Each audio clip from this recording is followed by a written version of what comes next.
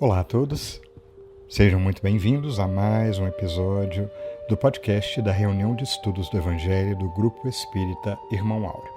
Hoje, no episódio de número 186, ainda continuamos no livro Vivendo com Jesus, de Amélia Rodrigues, desta vez no capítulo 28, intitulado Embaixadores do Reino, e quem preparou para nós foi o Flávio Teles. Como sempre, bem no estilo miudinho, pegando alguns pontos. Vocês vão gostar daqui a pouquinho. Não vou dar muito spoiler não, tá?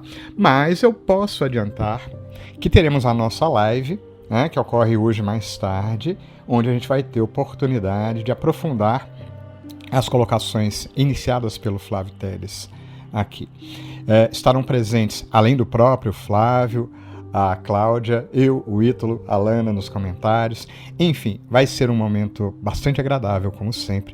Te convidamos aqui de coração, é muito gostoso estarmos juntos, mas se você não puder, não se preocupe. Fica gravado no nosso canal no YouTube, também na página do Facebook. Você pode assistir depois, pode deixar seu comentário. Agora, se puder estar junto, é bem melhor, participando, colocando suas dúvidas, fazendo seu comentário, enfim, como a gente já está acostumado naquele momento gostoso. Só falta o cafezinho e o pão de queijo. Então, logo a seguir agora a gente vai ouvir o podcast. Ao final dele, temos o nosso momento de prece. Como sempre, buscamos uma poesia inspiradora para a nossa prece. Novamente, Maria Dolores, com uma reflexão bastante interessante.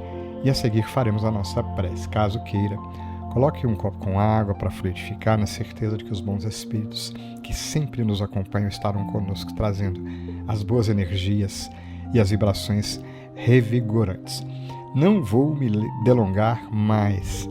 Vou finalizar, como sempre, convidando a você. Vamos ouvir?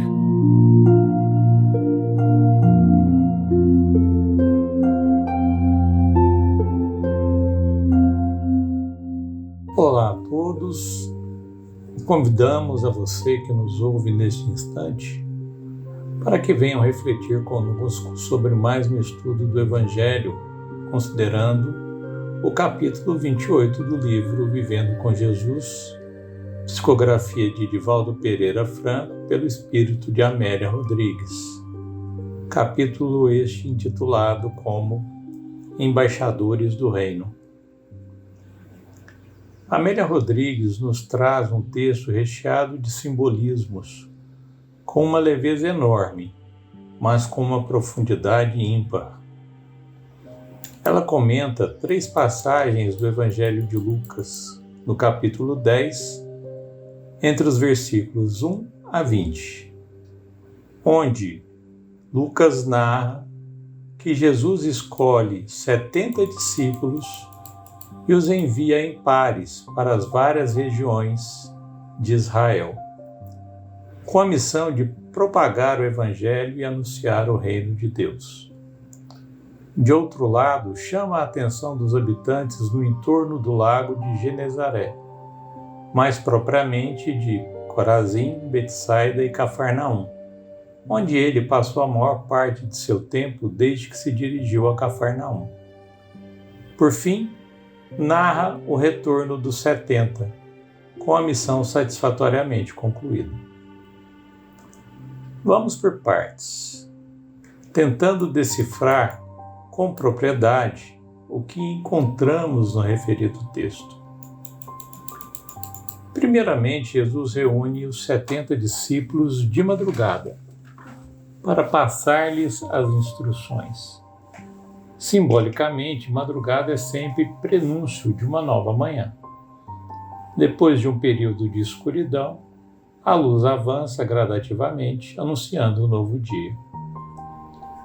A luz do Evangelho desafiaria a escuridão dos corações sofridos, daquela população de necessitados de todos os matizes. Para uma multidão tão significativa, a escolha dos 70 se dá em condições semelhantes quando Deus atende ao pedido de Moisés, no Velho Testamento, para que o auxilie na condução do povo judeu. Deus diz a ele que escolha 70 anciões, que representam pela sua idade, a figura da responsabilidade e da vivência, de forma que cada um tome conta de um grupo. 70. 7 vezes 10, onde o 7 representa a completude da natureza e o 10 a conclusão da ordem natural, o fechamento do ciclo. 70 discípulos são honrados por Jesus para levar a sua palavra, são abençoados por ele. Amélia Rodrigues diz que, na sua condição de rei, deveria visitar as regiões bravias e difíceis de comunicação, nas quais necessitava instalar os alicerces do reino. Para tanto, enviaria embaixadores que se encarregariam de anunciá-lo, de abrir clareiras nas selvas dos sentimentos devastados pelas paixões primárias, proporcionando espaços para a fixação dos pilotis do amor e da compaixão, sobre os quais seria erguido o altar da caridade. Naquele tempo, o mundo padecia do egoísmo e do orgulho, principalmente o povo judeu, escolhido por Jesus por adorar um Deus único. Parece paradoxal Jesus ter vindo encarnar justamente em um lugar onde já se cultuava o Deus único e não em outro lugar onde as necessidades eram maiores, por conta do politeísmo, por exemplo. Falaremos sobre isso mais adiante.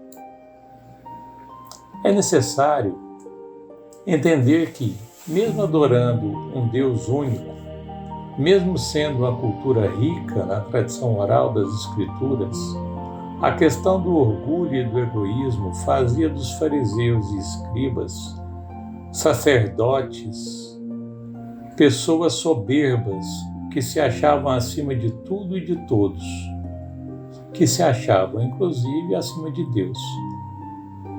Eles e os poderosos abusavam daquele povo, trazendo muito mais sofrimento ao interpretar as Escrituras segundo os seus critérios, aferindo vantagens, transformando o sagrado em algo pueril, distorcendo os ensinamentos preciosos.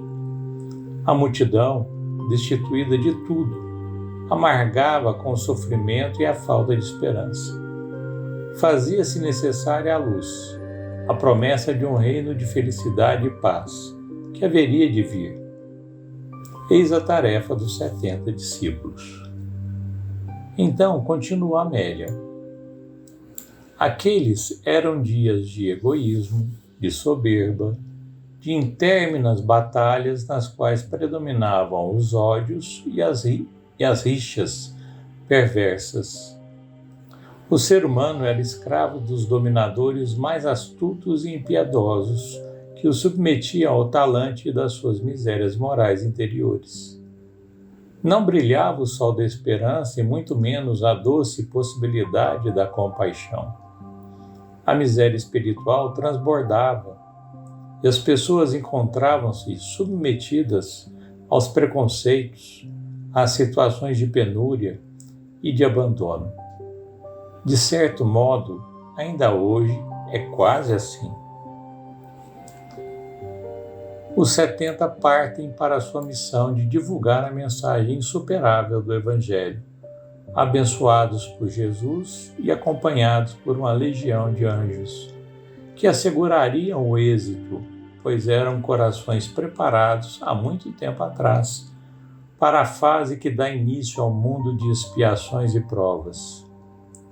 De posse de novos e iluminados conhecimentos, o ser assume frente à linha do tempo a possibilidade de aprender e reparar os erros na fieira das reencarnações. Foram, e sua mensagem alcançava aldeias humildes e cidades orgulhosas, perpassava por caminhos impérvios e se expandia pelas estradas bem cuidadas, em perfeita identificação com o cantor, onde quer que se encontrasse. A sociedade terrestre, sempre aflita e sofrida, que transpirava horror e decomposição espiritual, passou a receber o bálsamo curador e a força revigorante para que pudesse superar a difícil conjuntura do seu estágio primitivista. Ele inaugurava naqueles dias a era das provas e expiações, proporcionando os recursos valiosos para que se pudessem suportar as dificuldades da evolução. O largo período de selvageria e impiedade cederia lugar lentamente a uma fase nova de esperança e de certeza de paz. Após alguns dias, retornam felizes, coroados de êxito, relatando a Jesus tudo o que lhes ocorrera.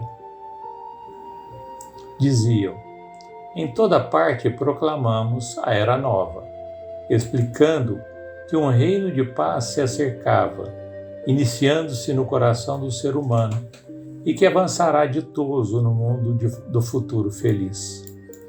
Desafiados por saduceus hipócritas e pretorianos insensíveis, perseguidos por fariseus fanáticos e cínicos, assim como pela malta sempre revoltada demonstrando o poder que nos foi conferido, curamos as suas mazelas em nome do nosso Rei.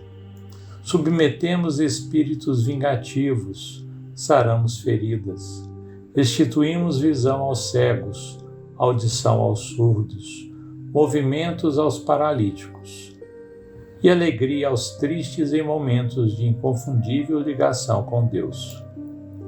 Nenhum mal nos aconteceu e sempre conseguimos anunciar o amanhecer de um novo tempo com os olhos iluminados pela alegria e os corações pulsando felicidade. Algumas cidades de prazer e de loucura gargalharam das nossas palavras, mas sempre encontramos infelizes à espera de compaixão e de ajuda.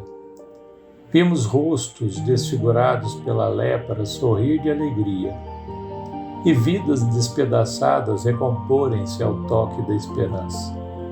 A vossa palavra, em nossas bocas, soava como cânticos nunca dantes enunciados ou ouvidos, e nossas presenças tornaram-se fortaleza para os fracos e apoio para os oprimidos. Perante o relato dos seus discípulos, Jesus abençoa-os e em seguida lamenta as 3 cidades no entorno do lago de Genezaré: Corazim, Betsaida e Cafarnaum. Como assim? Não foram nestas cidades que Jesus iniciou o seu evangelho, curando, ensinando, atendendo a todos que o procuravam? Eram judeus, acreditavam em um Deus único, receberam todos os ensinamentos da tradição oral das Escrituras, receberam os ensinamentos de Jesus, viram Jesus curar os enfermos, paralíticos, cegos, surdos, mudos, aleijados, o acompanharam em suas peregrinações, porém, continuavam soberbos, orgulhosos, egoístas, se colocando no lugar de Deus, envenenando corações menos preparados, perseguindo, arruinando. E tu, Cafarnaum, acaso serás elevada até o céu? Serás rebaixada até o Hades. Longe de estar rogando uma praga para Cafarnaum, o que uma leitura menos atenta poderia conduzir, o que seria de espantar, dada a posição de Jesus, o que ele apresenta na afirmação é que tais atitudes cessariam com a morte do corpo físico. Todo o egoísmo, toda soberba, todo orgulho, toda perseguição, enquanto encarnado, presente no mundo material, cessa com a morte e ninguém escapa dela. Está claro que a vida do espírito não termina no túmulo. Estamos afirmando que todos os desmandos terminam no túmulo. A partir daí vêm as oportunidades de reparação em uma vida nova, com esquecimento das outras vivências. A necessidade de passar por um tempo razoável por provas e expiações para evoluir enquanto espírito em direção à pureza e perfeições possíveis. Passaram muitos séculos. Seus embaixadores continuam renascendo em todas as épocas proclamando a Boa Nova, e os ouvintes permanecem moucos, com seus sentimentos enregelados nas paixões vergonhosas. Em consequência, acumulam-se as nuvens borrascas na imensa Galileia moderna. A sua voz continua chamando vidas para o seu reino, enquanto o corcel rápido da fantasia e da luxúria é conduzido pelos seus cavalgadores na direção dos abismos. Ai de vós, que tendes ouvido e visto o amanhecer de bênçãos e optais pela triste noite de pesadelos e de horror. Os embaixadores estão ao vosso lado. Cuidai de ouvi-los quando se inicia o período de regeneração da humanidade. Parafraseando Haroldo Dutra Dias no seu estudo do livro Êxodo, estamos ainda no deserto, à procura de identificarmos, para em seguida nos dirigirmos à tenda, onde estão guardadas as leis, construindo em nós a fé. E por fim, adentrarmos a tenda, desenvolvendo em nós a perfeita comunhão com o Pai, tal qual Jesus. Caminhemos. Que a paz de Jesus esteja em todos os corações. Iniciaremos este nosso momento de oração com a poesia Diariamente, de Maria Dolores. Quando te ergues de manhã para o trabalho que te espera, é qual se começasses novamente a jornada no mundo para frente. Anota, cada dia é um trecho da viagem, reclamando bagagem que expresse provisão de tudo o que precises para seguir no culto à própria obrigação. De certo, cogitaste do alimento que te garanta as energias, do calçado da fé que a firmeza te ateste, da roupa de esperança que te enfeita e te veste, da palavra que tens por centro de atração dessa ou daquela minudência que te mostre o brilho da existência em nobre formação. Sabes, porém, que essa romagem que todos nós chamamos dia a dia, se nos oferta lances de alegria, muitas vezes se fazem pedras de tropeços, problemas, desencantos, recomeços, inquietação e prova, por entre os quais a vida se renova. Por isto, eis que te rogo, por mais que te prepares com razão, pede a Deus te conceda, no preciso momento de sair, a coragem de amar e de servir, de ser bênção de paz, seja onde for, recordando que Deus, a todo instante, é sempre o eterno amor, que tudo nos concede ao coração, a fim de que venhamos a vencer as lutas do trabalho e as farpas do dever, sem exigir qualquer compensação. E assim, Jesus, te buscamos, nesse instante de oração, meditando nas oportunidades que se renovam a cada instante, no chamamento que a Divina Providência faz aos nossos corações, a cada momento, para que nos disponhamos a buscar a melhoria íntima, o crescimento, a reconstrução, o refazimento dos nossos corações e de nossas energias. Pois como nos ensinastes, Mestre Jesus, quando há a disposição da mudança em nossos corações, quando há vontade sincera de algo fazermos de melhor, Deus nosso Pai sempre nos ampara. Os bons espíritos sempre se dispõem a permanecer ao nosso lado, inspirando-nos maior vontade, maior busca por sermos melhores e sermos mais felizes. Ajuda-nos então, Jesus, a reconhecer as oportunidades que se desdobram à nossa volta, a reconhecer a presença do outro como oportunidade maior de crescimento e como sublime carinho e amparo aos nossos corações.